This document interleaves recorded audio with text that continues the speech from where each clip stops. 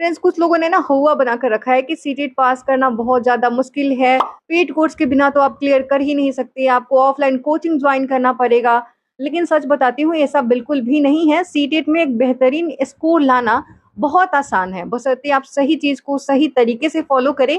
और इसके लिए आपको किसी भी महंगे पेड कोर्स को ज्वाइन करने की ज़रूरत नहीं है, हज़ारों रुपए बर्बाद करने की बिल्कुल भी ज़रूरत नहीं है। फ्रेंड्स, इस बात का सबसे बड़ा सबूत ना आप अपनी स्क्रीन पर देख सकते हैं, थंबनेल में देख सकते हैं। इसी नोट से पढ़कर सीटेट में 122 नंबर लाएं। और हाँ, मैं खुद सीटेट में 122 नंबर ला चुकी हूँ। स्क्रीन पर आप मेरा स्कोर कार्ड देख सकते हैं।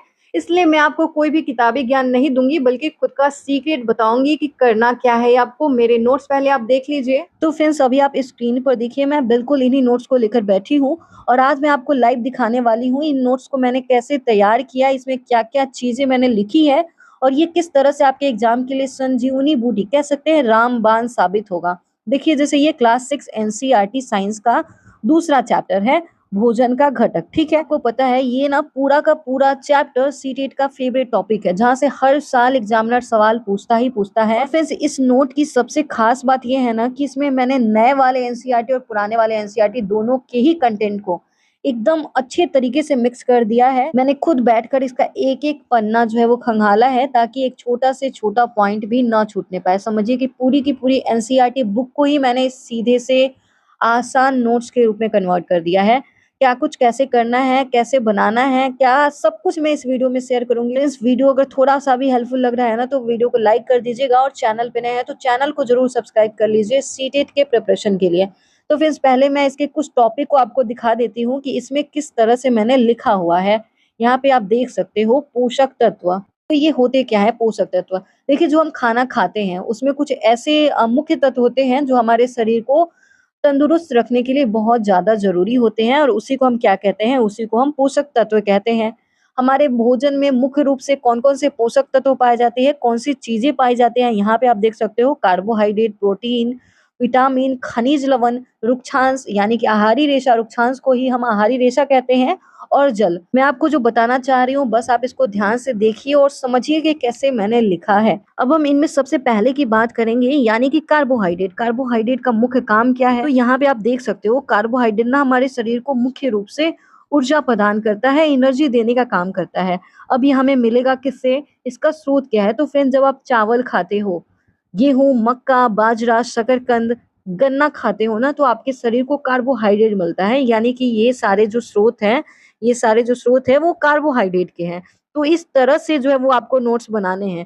फ्रेंड्स, हमारे ज़्यादातर स्टूडेंट ने ये नोट्स ले लिया है, तो नोट्स को सामने रखकर बैठिएगा और वीडियो से समझिएगा, आपको ज़्यादा अच्छे से समझ में आएगा। और जिन्होंने अभी तक नहीं लिया है, व्हाट्सएप नंबर आपको स्क्रीन पर दिख रहा होगा, मैसेज कर लीजिएगा। बहुत ही कम प्राइस में आपको ऑल सब्जेक्ट्स के फुल नोट्स मिल जाएँगे, चाहे आपका पेपर 1 हो, पेपर 2 हो। स्क्रीन पर व्हाट्सएप नंबर दिख रहा होगा, मैसेज करके ले लीजिएगा। अब मैं इसके कुछ और पॉइंट को दिखाती हूँ। यहाँ पर स्क्रीन पर इस पॉइंट को आप देखिए, जहाँ से सीधे सवाल बनते हैं। चावल में दूसरे खाद्य पदार्थ के मुकाबले में कार्बोहाइड्रेट की मात्रा सबसे ज़्यादा होती है। अब देखिए, थोड़ा ध्यान से सुनिए।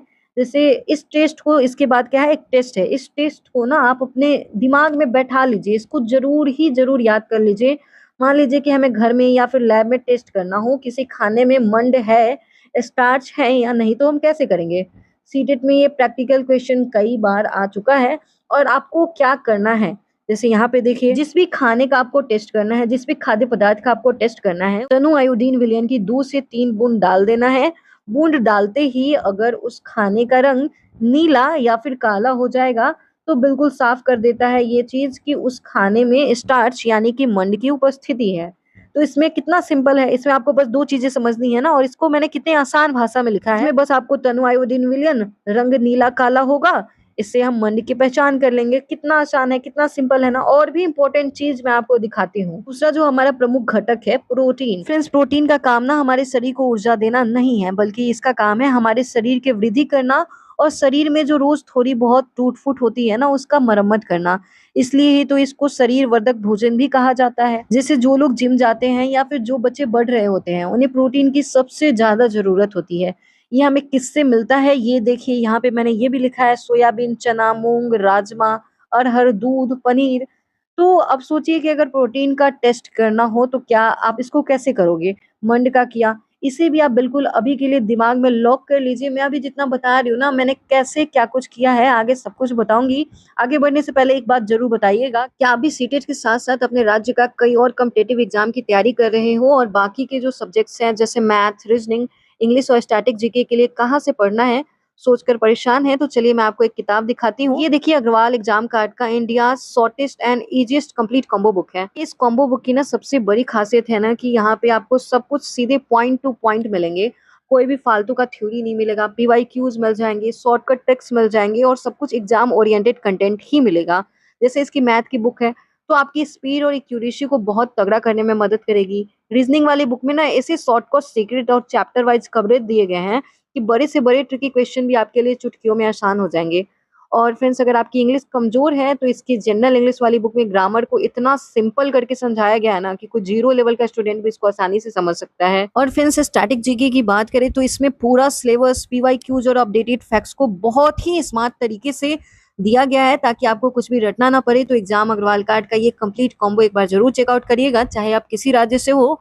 लिंक मैं आपको नीचे कमेंट बॉक्स में दे दूंगी। फ्रेंड्स हम वापस आते हैं अपने चैप्टर पर कि प्रोटीन की पहचान हम कैसे करेंगे। इसके लिए हम खाद्य पदार्थ पर कॉपर सल्फेट और कास्टिक सोडा के विलयन को डालेंगे और यदि खाद्य पदार्थ का रंग बैंगनी दिखाई देने लगे तो उसमें प्रोटीन जो है वो उपस्थित है। कितना आसान है ना। फिर जैसा मैंने बोला ना कि इस नोट्स में मैंने नए वाले एनसीईआरटी और पुराने वाले एनसीईआरटी को हर एक लाइन को मैंने इस तरह से आसान भाषा में बनाकर लिखा हुआ है ना ताकि आपके दिमाग में चीजें सीधे छप जाएं। अब देखिए तीसरे नंबर पर आता है वसा। और वसा का काम भी हमारे शरीर को ऊर्जा देना है, कार्बोहाइड्रेट भी ऊर्जा देता है। लेकिन यहाँ पे एक महत्वपूर्ण फैक्ट है जो एग्जाम में बार बार पूछता है, इसको आपको ध्यान रखना। जो वसा है ना वो कार्बोहाइड्रेट की तुलना में अधिक ऊर्जा प्रदान करता है। इसको आप स्टार मार्क कर लेना, मैंने यहाँ पे नोट्स लिखा हुआ है। अब देखिए इसके स्रोत कौन कौन से हैं, तो यहाँ पे देख सकते हो घी, मक्खन, दूध, मूंगफली, नारियल तेल, सूर्यमुखी का तेल, सोयाबीन का तेल। तो ये सब आपको देख लेना है। इसका टेस्ट तो इतना आसान है ना, इसका टेस्ट कैसे करना है इतना ज्यादा आसान है कि आप अभी घर पर बैठे कर सकते हो। आपको क्या करना है, किसी भी ऑयली चीज को या फिर खाने को एक कागज पर रगड़ कर देखिए। अगर कागज पर तेल जैसा धब्बा आपको मिल जाए ना और जो है वो आर पार दिखने लगे थोड़ा सा भी, तो समझिएगा कि उसमें वसा मौजूद है। अब हम आगे बढ़ते हैं विटामिन। विटामिन पर विटामिन का जो मुख्य काम है वो क्या है, पिछले वीडियो में पिछले क्लास में भी मैंने आपको बताया था। फ्रेंड्स विटामिन ना हमारे शरीर को जो है वो ऊर्जा नहीं देता है बल्कि हमें बीमारियों से बचाता है। ये क्या करता है, ये हमारे हड्डियां, आँख, मसूड़े और जो है वो दांतों को एकदम तंदुरुस्त रखते हैं। ये हमें किससे मिलेगा, तो टमाटर से मिलेगा। यहाँ पे आप देख सकते हो टमाटर, संतरा, अमरूद, नींबू, आंवला, हरी सब्जियों से मिलेगा। अब थोड़ा रुकिए, इस पॉइंट को ना आपको 100% जो है वो याद रखना है। इसको आप जो है वो रट लीजिए। ये बहुत बार एग्जाम में रिपीट हुआ है। जब हम भोजन पकाते हैं ना तो गर्मी के कारण विटामिन सी आसानी से नष्ट हो जाता है। एग्जामिनर ना ये सवाल सीधे स्टेटमेंट बनाकर पूछता है। तो फ्रेंड्स क्लासेस ना अब डेली होने वाली है, तो आपने ये वाला नोट्स लिया है, इसको खोल कर सामने रखिएगा और वीडियो से आप बहुत ही आसान भाषा में सब कुछ समझते हुए 1 से 1.5 महीने में पूरे सीटेट के सिलेबस को कवर कर लेंगे। फिर बाकी का जो आपका समय बचेगा उसमें आप मॉक टेस्ट लगाइएगा, प्रीवियस ईयर क्वेश्चन को सॉल्व करिएगा। मैंने खुद 1.5 महीने में सीटेट को क्लियर किया है और हमारा टारगेट भी होगा कि हम जल्दी से सिलेबस को कवर कर ले। तो फ्रेंड्स इसके बाद जो है वो नंबर आता है खनिज लवण का। ये हमारे शरीर की जो है वो अच्छी ग्रोथ, हड्डियों और दांतों को मजबूत बनाए रखने के लिए बहुत ज्यादा आवश्यक है। अगला जो घटक है वो हमारा है रुक्षांश, जिसे हम बोलचाल की भाषा में क्या कहते हैं, आहारी रेशा भी कहते हैं। ये हमें मुख्य रूप से ना पौधों से मिलता है, जैसे दाल हो गए, फल, साबुत अनाज और ताजी सब्जियों से मिलता है। अब आप सोचेंगे कि इसका काम क्या है, तो देखिए ये हमारे शरीर को ना कोई भी पोषक तत्व तो नहीं देता है। हाँ आपने बिल्कुल सही सुना है और क्वेश्चन इससे बहुत बार आए हुए हैं। ये हमारे शरीर को कोई भी पोषक तत्व तो नहीं देता है, फिर भी ये हमारे शरीर के लिए आवश्यक है।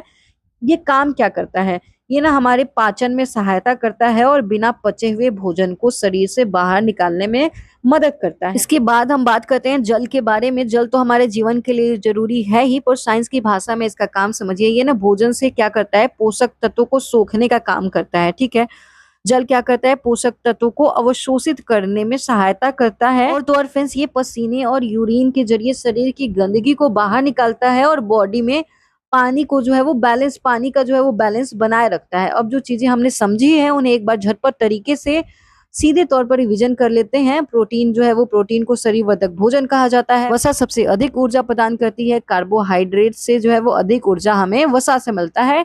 ये भी क्वेश्चंस पूछे जाते हैं। इसके बाद देखिए चावल कार्बोहाइड्रेट का प्रमुख स्रोत है। रुक्षांश को आहारी रेशा भी कहा जाता है।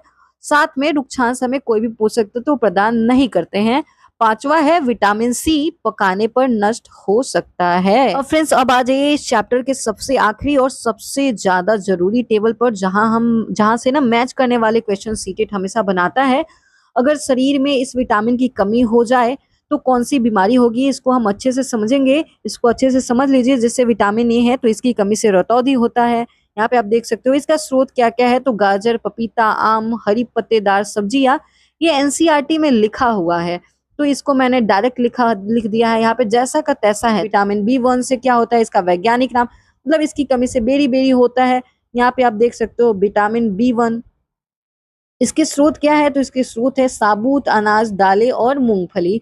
विटामिन सी की कमी से होता है स्कर्वी। इसके स्रोत है आंवला, नींबू, संतरा और अमरूद। विटामिन डी की कमी से क्या होता है, रिकेटस।